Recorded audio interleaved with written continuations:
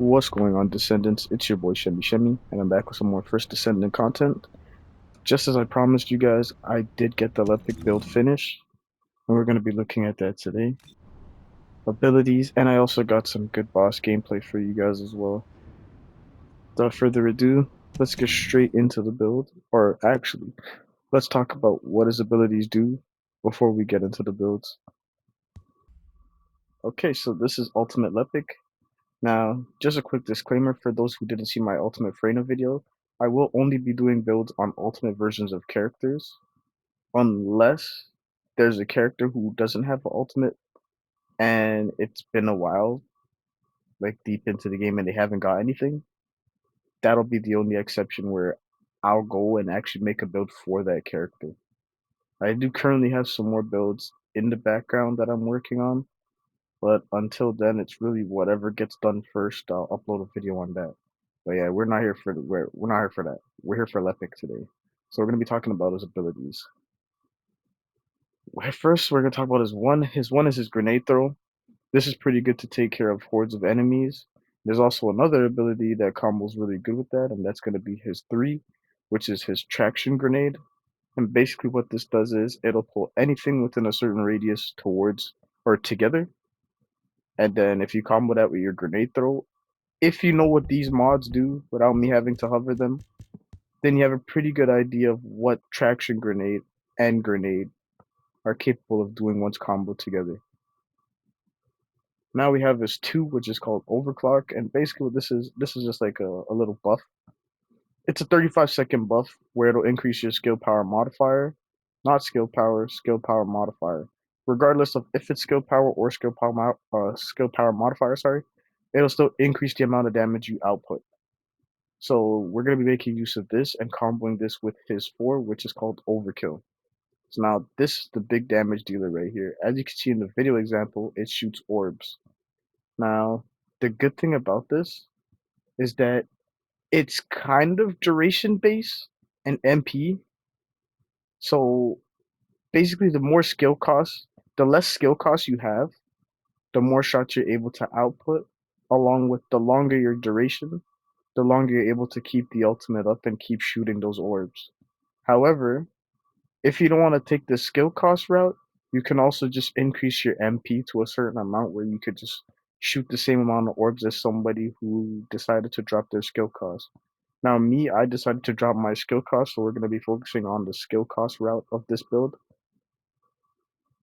And next, we're going to move on to his passive. So, normally, Lepic's passive is going to be close call. And basically, what that does is it'll make it so that when you take any damage that would kill you, in turn, you will stay alive. And whilst in that close call state, you can pick up any health orbs on the ground to recover your HP, or if you even have HP collector, any enemies you kill within that time frame will give you HP back. But that's not what we're going to be focused on. We're going to be focused on this passive right here, which is also linked to his red mod. This is Firearm Master. So when reloading, your weapon gains load mastery, and upon changing weapons, you gain change mastery. So with load mastery, that'll increase the range of your skill by 45%, which is pretty significant, but we're not really going to need any skill range. It's the change mastery that we're going to be focused on mainly. So whenever you switch your weapons, or from what I've noticed, when you also cast your 4, it does count as a change weapon too. So anytime you cast your 4 or switch weapons, you do get an increase to your skill power modifier once again, and that will be 39%. Now that is pretty significant to also combo with the overclock's 20%. You're looking at about 59%, close to 60. You might as well call it 60. And that is a pretty big jump. Although, as you can see from the skill power modifier here, it's not really too much of a massive jump, but it does help. Trust me, it does help. So now moving on to the mods. We already talked about the red mod. Multi-maneuver, this is just going to be the mod in slot that increases your module capacity. It doesn't have to be multi-maneuver. You can use anything. Long distance, mid-air, that's completely up to you. But because you're going to be soloing, it's probably better to have multi-maneuvering so that you can move around. Next, we're going to talk about frontline. Frontline is going to be your skill crit damage mod. It also does increase your skill crit hit rate, which will allow you to get more crits and do more damage when you do hit those crits. Then we have Dangerous Ambush. Now, if you're not too familiar with this mod, which I expect most people to be familiar with this mod when it comes to bossing builds, only because this is a mandatory mod for almost any bossing build in this game. So basically, this will make it so that if the boss or enemy or whatever you're fighting is not targeting you, you'll deal 24.9% increased skill power damage. But if you're fighting a boss, a colossi, basically, and you put them in a down state to where they're not moving, basically immobilized, that'll increase your skill power to almost 50%, which actually is pretty significant and it is a huge jump. So skill power will give you the absolute, like, it's a crazy jump how much skill power would give you in comparison to skill power modifier. Modifier just increases like the multiplier of how much damage you get on your skills. But skill power is like the raw damage that you're able to output within that time. Next, we have emergency measures. Just like front lines, it's pretty much the opposite. This increases your skill crit hit rate rather than skill crit damage, but it also does give you crit damage as well. But this will be one of the prime mods to help you get skill critical hits when popping your skill. Then we have skill concentration. This will increase your skill crit damage. This allows you to get more damage. Then we have skill insight. This gives you a massive boost to your skill crit, allowing you to hit those crits more often. Now, what I've noticed, some of you are going to try this build, some of you may not try this build, but those of you who do try this build, you're going to notice that you're not always going to be hitting crits. You will see a lot of crits, but sometimes you're not going to hit a lot of crits, and that's perfectly fine. I'm not sure why that is, because as you can see, my crit hit rate is 207%. So ideally, I should be hitting crits like pretty often, but you're going to have times when you're going to see white numbers. Disregard it because you're still going to do a shit ton of damage regardless of what crits you hit or whatever. But trust me, you're going to want to hit a lot of crits because those crit damage, any crit damage you hit does huge damage when using Lepic. Now we have maximize conservation. I'm going to show you an alternate version of this build where we're going to change a few things around, but this is one of those things that we will be changing. So this decreases your skill cost, but at the cost of your skill power modifier. So this will decrease some of your damage, but it'll allow you to shoot more orbs. Now it's completely up to you, preference-wise, if you want to use this, but I will show you your alternate option in a second. Next, we have Focus on Fire. This will increase your fire skill power, which basically is your 4. So your 4 being a fire skill, it'll increase the damage of that, and also decrease your skill cooldown as well. So it'll give you a little bit of uptime. But honestly, that uptime won't matter too much because of this mod right here. Maximize power. So this increases your skill power modifier by 96.1%, but increases your skill cooldown by 50%. So despite you having a 6.1% decrease in cooldown here, it won't really matter because of this.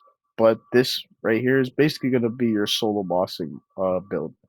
So this is just like you go in, you kill the boss, you get out type thing. So you're not really going to be worried about cooldown if you're just going in and killing the boss right away. Next, we have maximum duration. This will allow you to keep your 4 up for as long as possible, allowing you to get as much shots out as possible as well.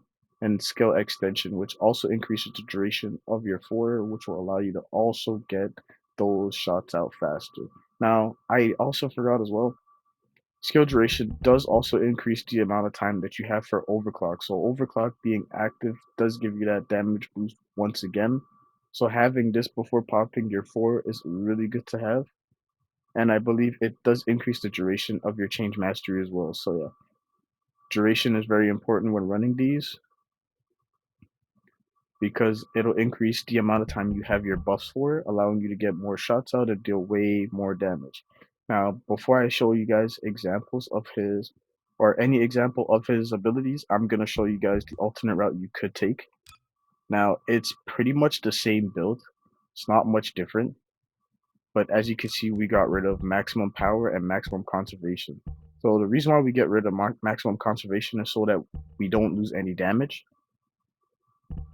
The reason why we get rid of maximum power is so that we have the skill cooldown. So we have a little bit extra uptime in this build because instead of having maximum power, we switched that out for focus on tech, which will increase your tech skill, and your 4 is a tech skill, so it'll increase the damage modifier for that, along with taking away 6.1% of your skill cooldown, which is basically a tech version of focus on fire.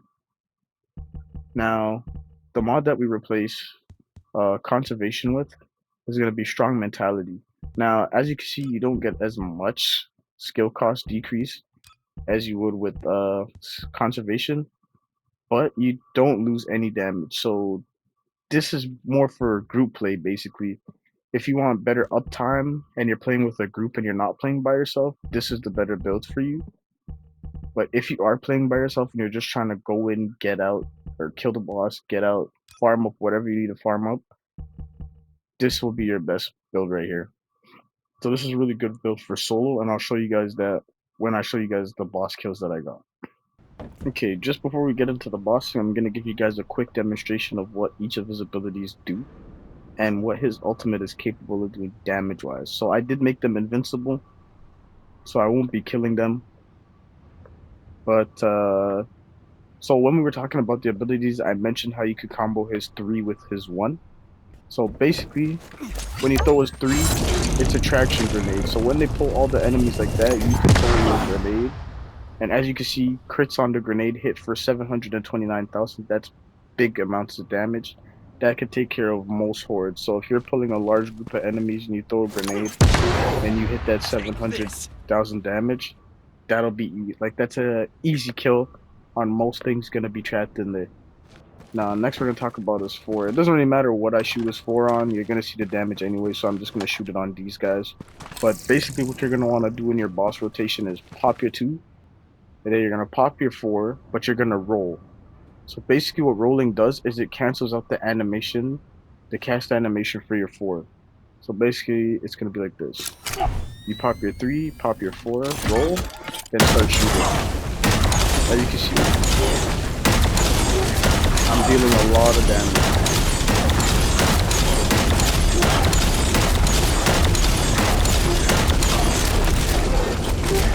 Able to get a lot of shots out, deal a lot of damage in a short period of time.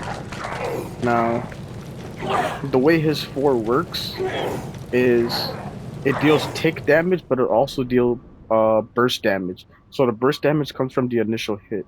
I don't know if you saw it on the first hit when I shot the first orb. That initial hit crit for 3 million damage. That's going to be the burst damage. Any damage after the orb hits is going to be tick damage. So that's going to be your continuous damage. As you can see from that, my crits hit for about 100 and something thousand. That does stack up, so trust me. The more orbs you shoot, the more damage you're going to do. That's why it shreds bosses. It's You're not really gonna see it here, so honestly, I'm just gonna show you guys the boss gameplay so that you guys could see what this build is capable of doing. Now, I'm probably not gonna do an outro. I'm probably gonna just show you guys the bosses. The boss kills, and that's probably gonna be the end of the video. So I think I'm gonna just do my outro now. But yeah, that's been the Lepic build. You guys are about to see some bossing gameplay on this and how the build fares against the hard mode bosses that it can solo, which is pretty much all the soloable bosses. But in terms of group play, this build is really effective against group play or in co-op play. Sorry. So things like Frostwalker are going to be a walk in the park for you. Gluttony is going to be pretty easy for you as well. Molten Fortress is going to be pretty easy. The only bosses I really haven't tested this on yet are is Deathstalker. As you can see, I still have the quest for Deathstalker. I can't beat that guy. He's pretty hard. It's hard to find a good group to do that boss with. But yeah, if you have done Deathstalker, this Lepic build should help because he is a chill type boss. So fire is really effective against him. So yeah, I would like to think that this Lepic build would be pretty strong against him. But without further ado, yeah, it's been your boy Shemi Shemi. I hope you guys enjoyed the boss gameplay, and I'll catch you guys in the next video. Peace out. Okay, I almost forgot. Do got to talk about reactors and external components just before we get into the bossing. So in terms of the reactor, you do want the burning mechanics reactor. In terms of your optimization condition, it doesn't really matter what weapon you use. But if you have a really good build, Greg's Reverse Fate, mine isn't built the best. I just built it. Okay, so yeah, this is another thing. Sharp precision shot and fire rate up are going to be very important on your gun, whatever gun you're using, because these do add up to your 4. So this will help your 4 shoot faster, increase the fire rate as you hold the trigger. And nothing else here will affect your 4, just these two, or anything to do with fire rate will increase your force, how fast your 4 shoots. Now, if you have a really good built Greg's Reverse Fate, however, you could use that. But honestly, whatever gun you choose, it doesn't really matter. Secret Garden's also a really good option because that does buff your damage as well, your skill damage as well. And Nazacia's because that applies a debuff to the boss that'll allow you to do more damage to the boss as well. In terms of external components, we're going to be running the Slayer set. Now, everything, so from your auxiliary power, memory, and processor, all those don't really matter what you have for your substats, but it would be nice to have more defense, HP.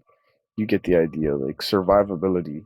Anything that can help you survive in boss fights would be really good to have as substats on your 3 mods here. But it's your sensor that's the most important thing. So as you see here on my sensor, I have max MP and MP recovery in combat. This is what's gonna help you use your 4 or pop. So basically, when you pop your 4, every time you shoot, it's gonna cost you some MP. With max MP, you get an increase to your MP. As you can see, it gives me 141 more MP, and I also get MP recovery in combat, which means as I'm fighting the Colossus, I do get a little bit of MP back. So that helps me shoot more 4s, more orbs from my 4 to do way more damage. Now, I did forget to talk about substats for the reactor. So for the reactor, substats, I'd say that's also really up to you too. As you can see, I have skill cost and skill crit hit damage. It is good to have some crit hit damage. Now, another good build to have would be skill cost and skill duration.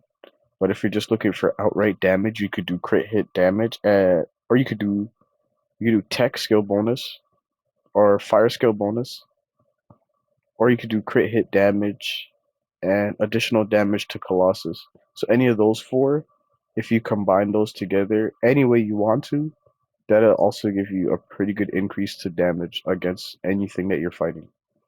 But if you're just looking for getting like a way to get more orbs out and you're not too worried about how much damage you're doing, you just want to get more orbs out, skill cost and skill duration are where you're going to want to point your finger towards. But yeah, that covers the reactor and external components. Now let's get into the bossing.